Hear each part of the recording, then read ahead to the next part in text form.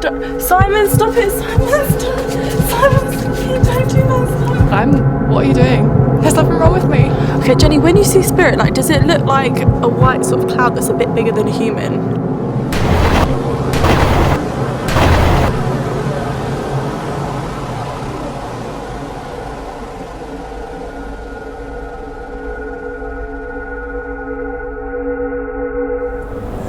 This week, Ghost Next Door is coming to you from Cambridge, which is one of the oldest cities in the British Isles. Everyone's been here, from the Vikings to the Normans to the Romans, and as a result, it has a lot of history and a lot of ghosts.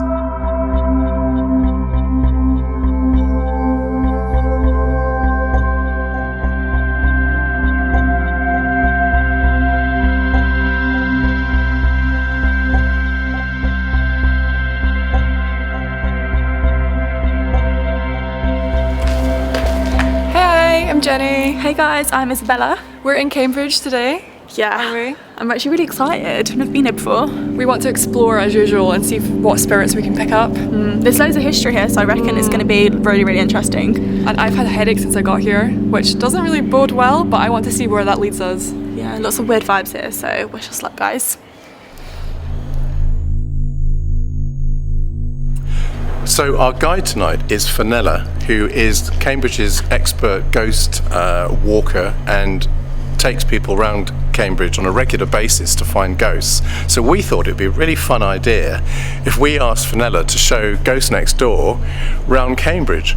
What would you say is the Ghost Next Door in Cambridge? What is Cambridge's most famous ghost? Well, possibly the ghost of the small child at the Eagle pub, but also where we're standing right near as well, Corpus Christi College, which has the ghost of a master who in the early 17th century hanged himself, and he's a ghost that's been spotted for the last 200 years and is reported right up to the present day. Okay, so we've got two options. Either we can head this way behind me, which leads you down towards Corpus Christi College. It's one of the oldest medieval colleges, and there you've got the most paranormally active building, arguably in the centre of Cambridge. It's where it's believed an old master, Dr. Henry, hanged himself in the early 17th century. You've also got further on from that a plague pit, a whole street built in a plague pit, and then that leads you down to Peterhouse College, the oldest college still surviving in Cambridge, and it's there that people say is the most haunted street in the entire city. So we got that. So what do you reckon, girls? Both of them sound really creepy. What do you... Which one? Especially the plague pit, like that sounds really... No, The plague pit gets it for me. I'm actually quite curious about the plague pit, even though I know obviously it's real dark.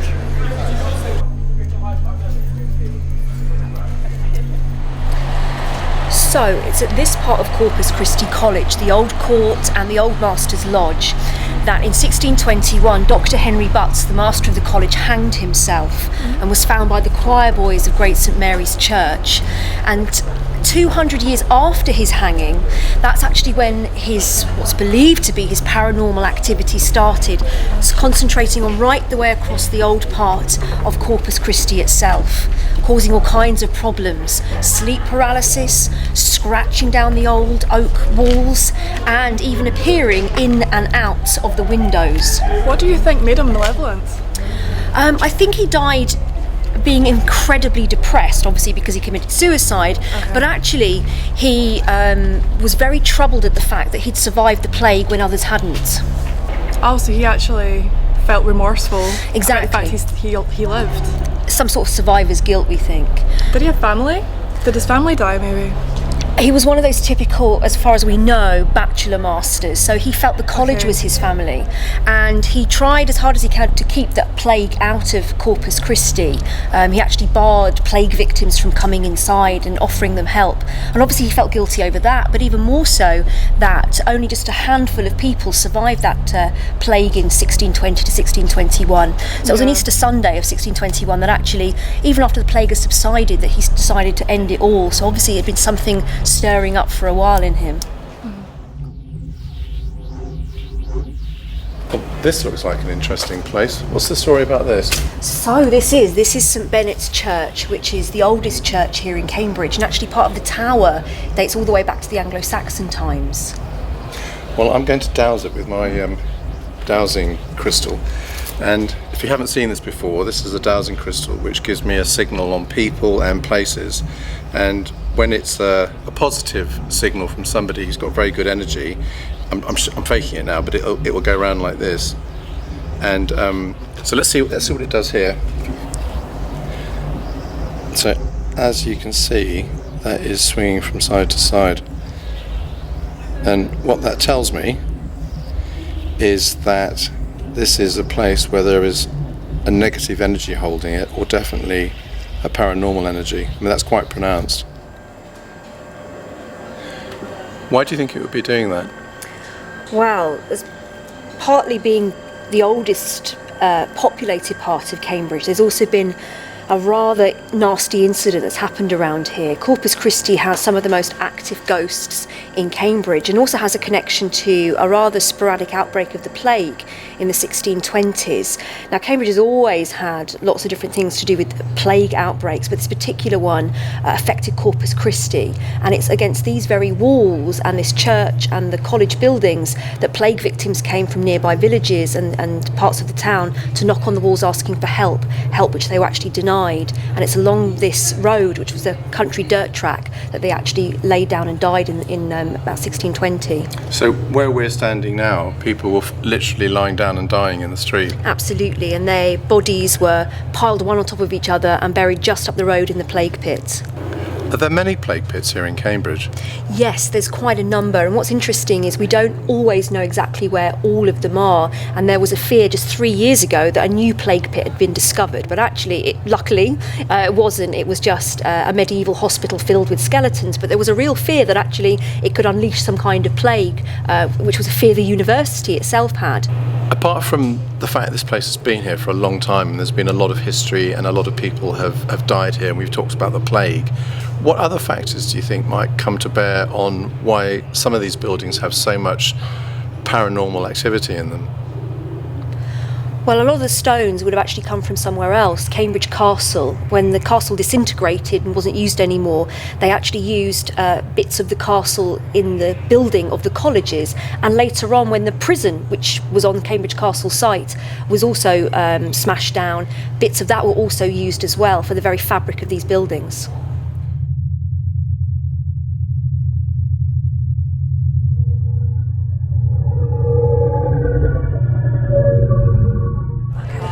So here we are at the Eagle Pub, one of the most famous pubs in Cambridge, but also home to one of the most famous ghosts as well.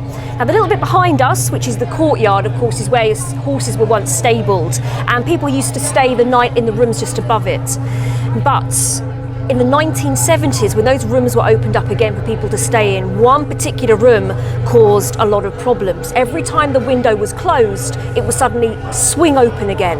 And every time someone shut the window and wedged it shut, they started to experience a strange sensation of suffocation.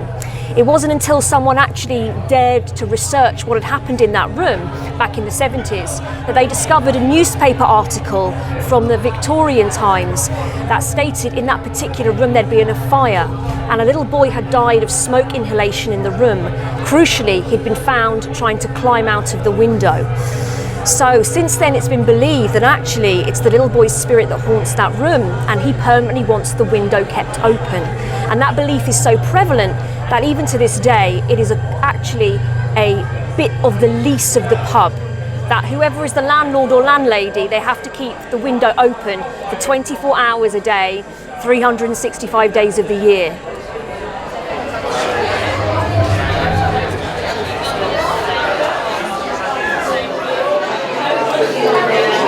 So for people who watch the show regularly, you'll recognise this little chap, which is my electromagnetic field meter that we use for detecting the presence of paranormal spirits. And because this pub, the Eagle, here in Cambridge, is so famous for being haunted, I thought I'd give it a go here and see what happens. Sorry about the noise, but it's a very busy pub. All the pubs in Cambridge are very busy. Wow, that's really high. Look at that. And that's outside the building. That's incredible. And you see how it's fluctuating slightly? That's always an indicator that it's not what we call alternating current, which is electricity that we use for power in houses. It's something else. See how that's batting up and down? That is an incredibly strong indicator that there's something very anomalous and unusual here. Exciting.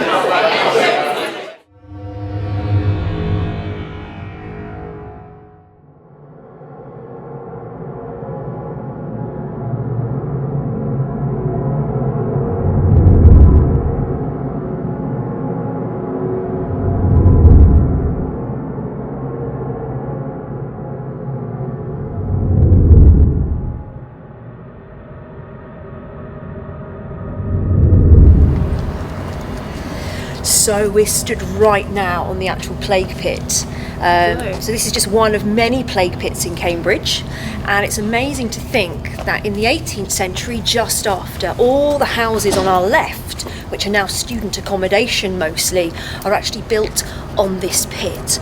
And because Cambridgeshire has no real hills, not naturally speaking anyway, very few, you actually know that you're walking on the plague pit as there's a very slight gradient in the path going down. And actually some of the buildings here on our left are slowly sinking into the pit because it's actually hollow underneath.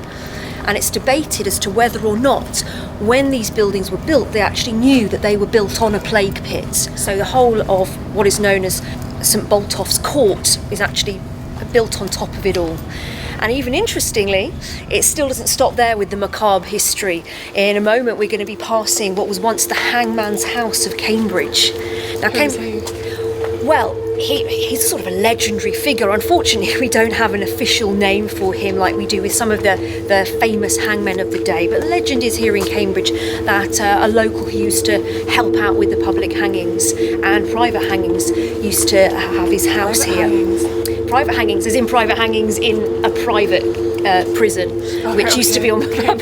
Exactly. So this is actually Hangman's house to the left, and you can see the little reminder of a sign up there with the Grim Reaper himself and the 7 of Botolph's Lane being his side. I wouldn't like to live there. Well, you often don't get a choice because lots of students have to live here, so they're given the room no matter what. Can you imagine if you got placed in there? Oh God.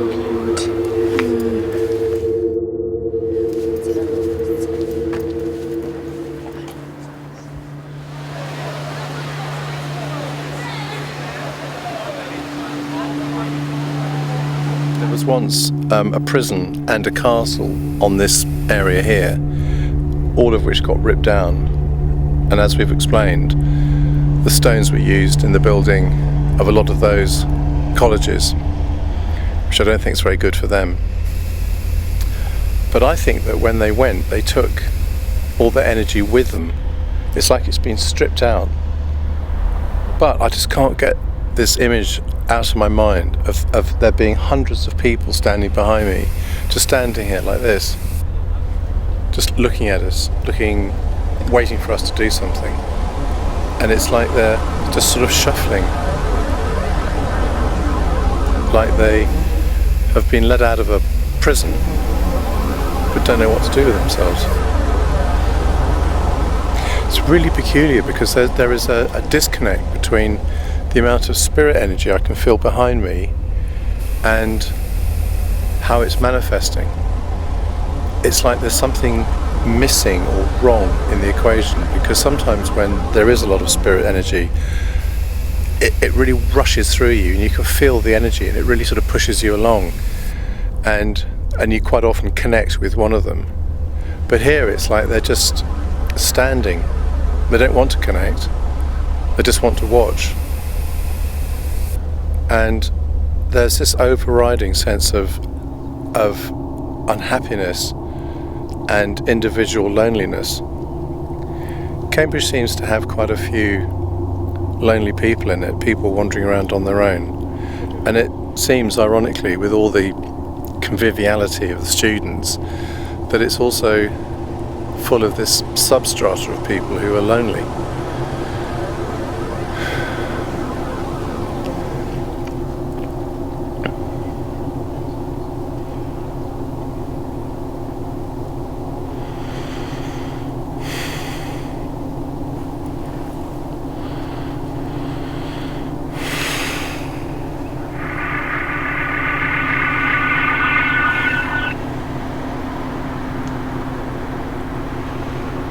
Now I have got this guy, an elderly gentleman with big mutton chop side whiskers, grey, and he's wearing a kind of camisole top, like a loose-fitting peasant smock with a tie here, and he's quite pugnacious. I'm getting that he used to be a boxer or is a boxer. He's got quite a big barrel chest, and he's quite a big guy, and he's sort of pushing forward and asking us what we want. I don't know what we want. What I would like for them to be is a peace.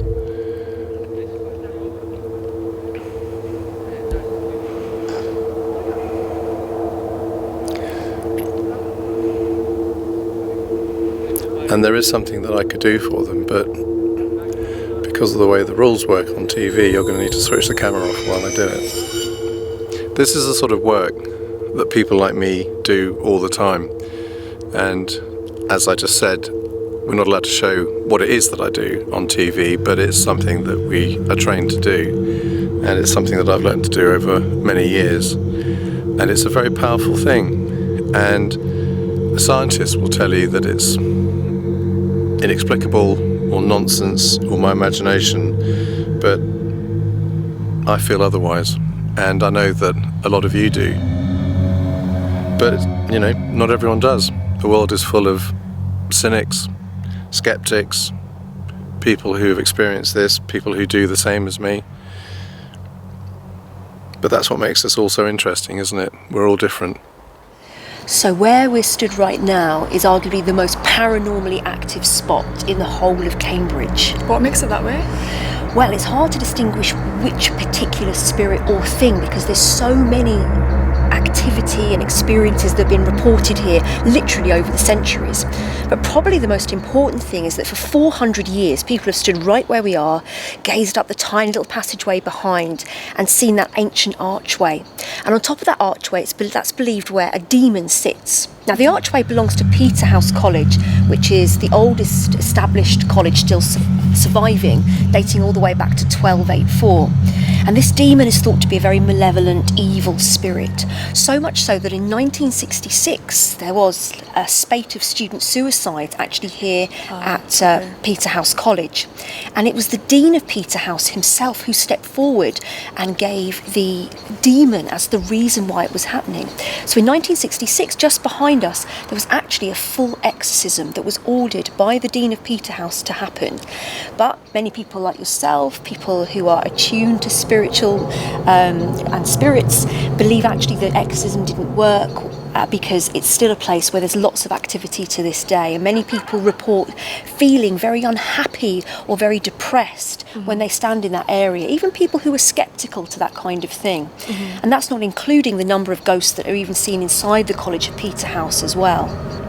Back in those days, their view on exorcism was very different from what it is, or what it should be conveyed as.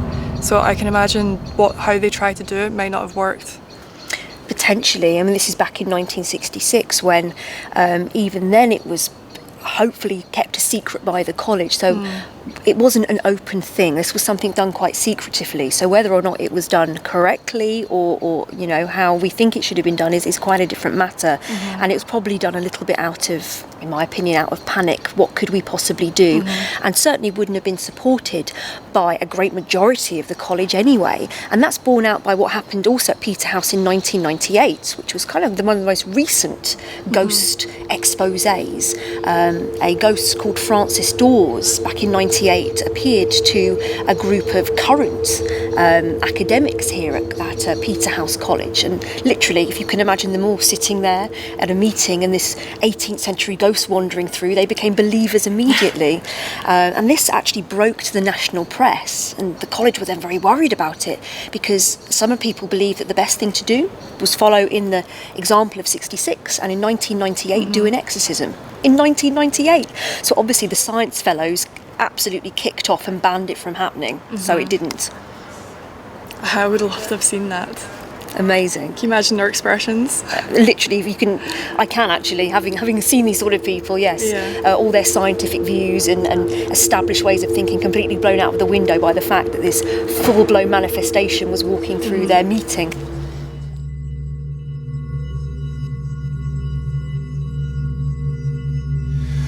So Fenella, if you were going to summarise Cambridge's paranormal character, how would you express that? Well, I'd say it's rather unique because you've got both the paranormal experience that you might have in other ancient towns and cities from its history, the fact that there's been so many people here, Romans, Vikings, etc.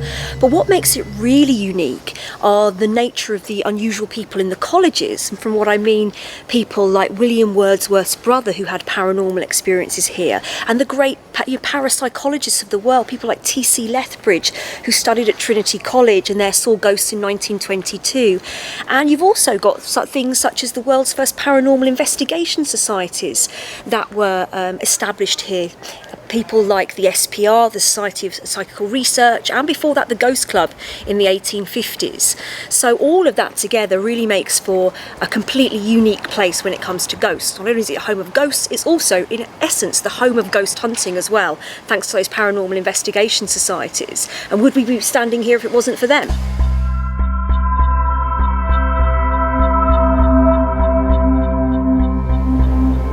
Well, Fenella, thank you so much for showing Ghosts Next Door around Cambridge this evening. Now that the light is gone and it's starting to get dark and we're beginning to get into character, we're going to have a look round and have a look at the places that you've told us about and a few more. But thank you so much for joining us. Brilliant, thank you, and good luck. Thank you. So Fenella has left us for the evening, and we are now retracing our steps to some of the places that she showed us and taking the opportunity to start tuning in. So we're back at the Peterhouse gate, which for me was the most atmospheric and spooky part of this town. And what I'm finding is that Cambridge is one of those places that just tires me out. I just feel drawn, exhausted already. We haven't been here that long, but it definitely has a very, very strong energy. So what I'm going to do now is douse with my crystal, and it's already taking the left to right movement completely without my help. That's my hand isn't moving, or the hand that's holding the crystal isn't moving, and as you can see it's swinging left to right because behind me, the story goes, in that gate lurks an actual demon, and my sense is that they might have a point.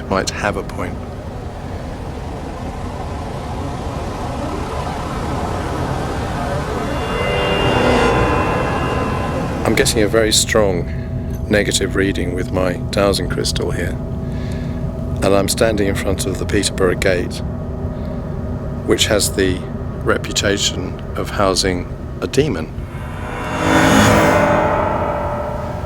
And I can believe that because it's got the hairs on the back of my neck standing up,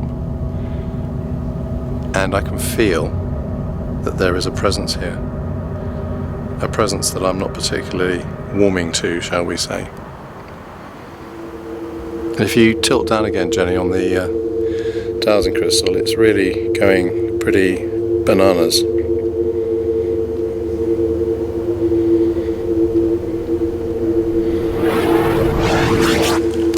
Fire it at the wall here.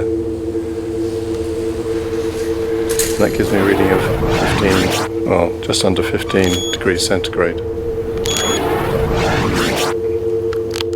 So when I pointed at the wall at the end, there's quite a big temperature differential between the two, and those walls are about 8 feet apart only, both being in the same bit of sun. Look how much lower that is. And that's what we call Devil's Gate.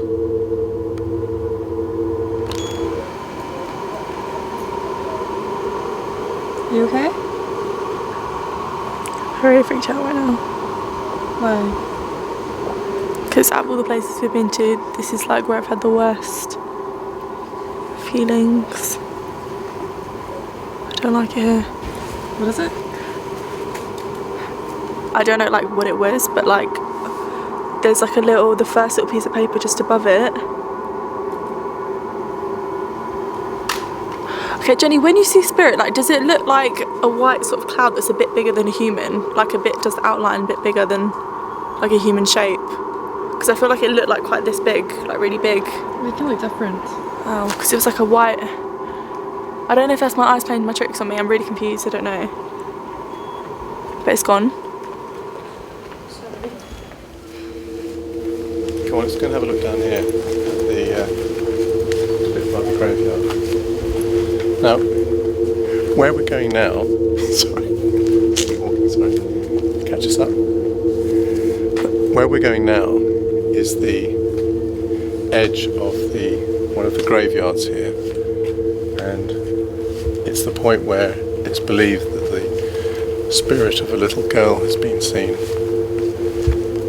And I'm sort of having to encourage, shall we say, Isabella to walk down here. She really doesn't want to go, so I'm sort of pushing her.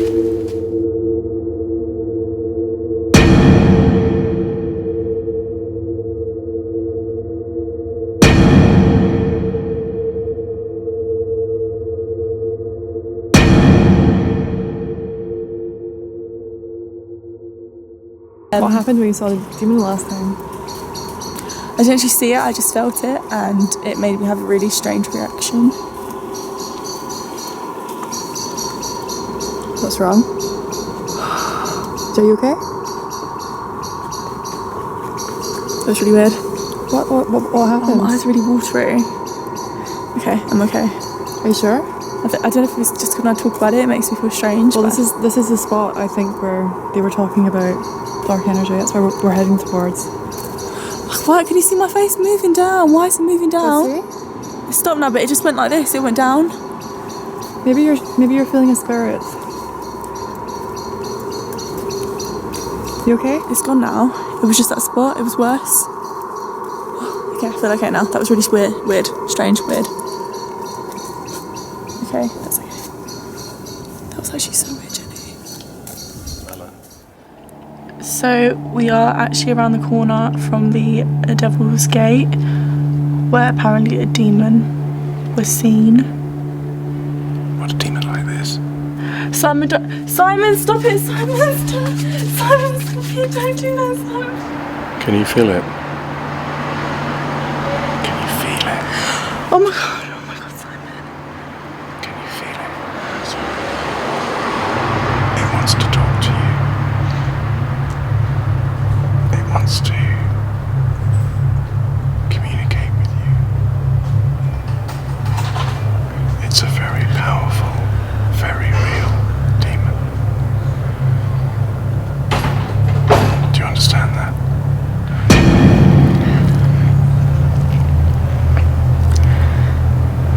Now, this is an interesting situation because this is something that you've never experienced before. Because in the past, you've always had me protecting you, and now I'm presenting, because I can feel it, a demon, which is in me now. Can you feel it? Can you feel the power? Can you feel how dangerous it is? Can you feel how close it is? It's coming towards you. Can you feel that? Can you feel its power? Can you feel its power, Isabella? Can you feel it? What are you going to do? What are you going to do? Who are you? I am the demon of the gate. I am the demon of the gate. And I like pretty young women like you. Why are you here? Because I was stuck here. Stuck here many, many years ago.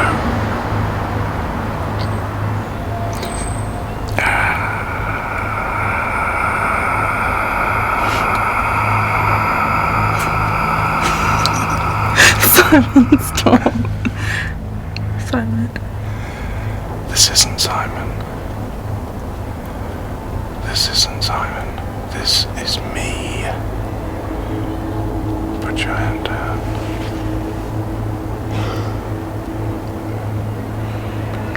Don't you leave. I like it here. I like it here. Oh, yes, I do. But you should go. I don't want to go. I want to stay here. I want to stay here with you. But it's not good for you here. You should leave. No. Be free with the other spirits. I'm not a spirit. I'm a demon, don't you understand that? Where did you come from? Hell. Oh, yes. Hell. Are there other demons like you? Many. But I'm one of the most powerful. And I live here. This is my territory, not yours. It's you who has to go. Okay. Go. Go now.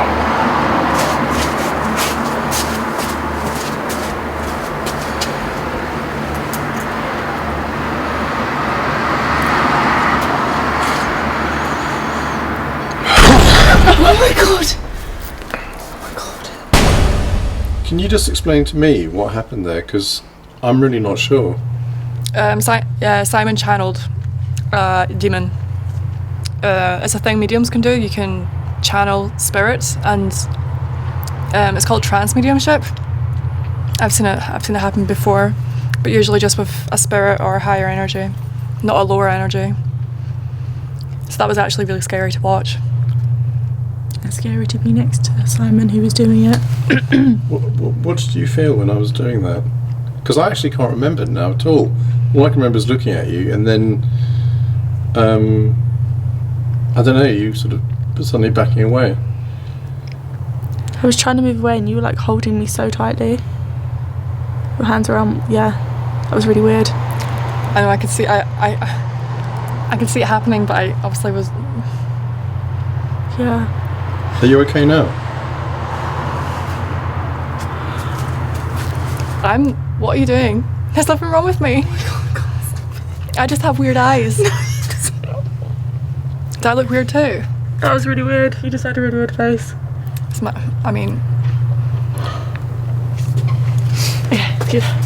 What is it? What's wrong with my face? I thought something just went into you then. You made this really weird face. No, I don't. Well, can someone say something? Because we are on telly. Oh, sorry. Sorry. Yeah, that was Actually really, really creepy and slimy. Can you imagine something like that trying to talk to you? How did you feel being that close to something so demonic? I'm not gonna lie, I'm quite speechless still. I don't really have any words right now. You looked really, from my perspective, you looked really scared, but it was really stuck scary. there. Yeah, it was really scary. When you see someone's face change like that because something's channeling through them, it's really. It's giving me shivers, especially I know it wasn't a good one. They're so sort of gloating. I think that was the emotion that I was feeling. It was a kind of a horrible gloating feeling. Well, from what he said, he sounds very proud of himself. Yeah. But he kept saying that he was one of the most powerful demons. And he said he likes it here as well. I asked him why he was here, and he said because he likes it here. It's weird to sort of think that Cambridge has got a resident demon that's so powerful. And there's literally flats right across from where obviously he lives. Well, that's the thing is, everyone lives on top of each other, and it's sort of there seems to be so much stuff that's just flying about. And to be honest, most people seem to be oblivious to it who live here. It's so scary. They don't know what's around them, draining their energy. But the tour guide did say apparently the area that we are right now, just across from this area, there's houses and flats just there. She did say that this is one of the only places in the whole of Cambridge where people have actually asked to move like locations, because a lot of students get placed in these accommodations and people have actually requested to move because of activity that's happened here is really strong. But also they had too many suicides. Yeah, there was 20 suicides here as well, which is really worrying. Demonic energy can do that to a person. Yeah. Can we leave? I'm not altogether sure what happened then. I'm not in the habit of channeling demons. It's not to be recommended. But I was curious because there is the presence of a very, very powerful one here, which is so incongruous. You know, we're in the middle of a university city, it's full of young people, everyone's going about their business around us, oblivious. And yet this thing, whoomph, came straight in, and he wanted to connect with Isabella. He likes young women. And there's this horrible, gloating feeling that I got when I was channeling it. Sort of the most unpleasant, arrogant, dangerous energy. And it's weird because when it happens, you sort of step aside. I mean, it's what I do when I'm working as a healer. My energy steps aside and I allow the guides to work, and it's very controlled. But I was just curious to see where that was going to go, seeing as how we're here. But how strange to be in a city that's full of young people drinking, studying, falling in love, having a romantic time, because it's quite a romantic city. It's a very beautiful city physically, incredible architecture, and yet there are these things that lurk here. So what I recommend you do is come here yourself and experience it, because it is fascinating and there is so much of it. This place is just full of energy, it's full of spirits, and I recommend that you come here for yourself and see how it feels.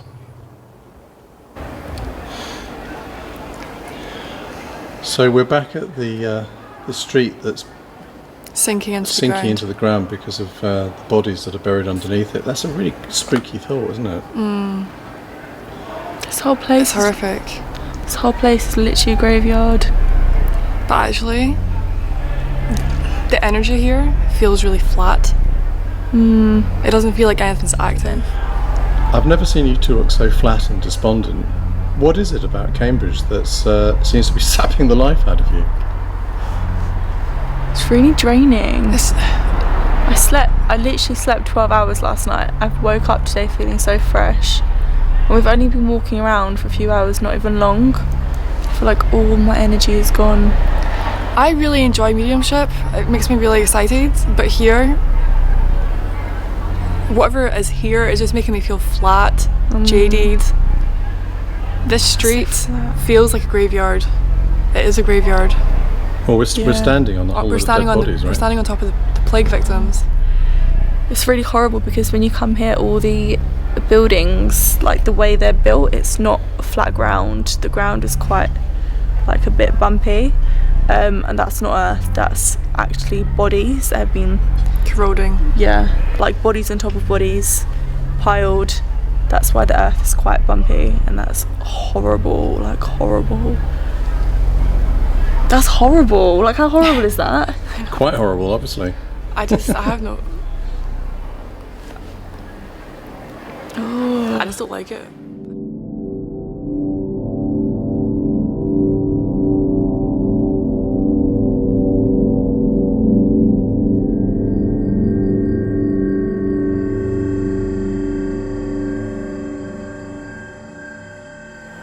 So we're ending our visit to Cambridge tonight, where we started, and I wanted you to see the difference between a street when it's lit and when it's dark, just to see the contrast.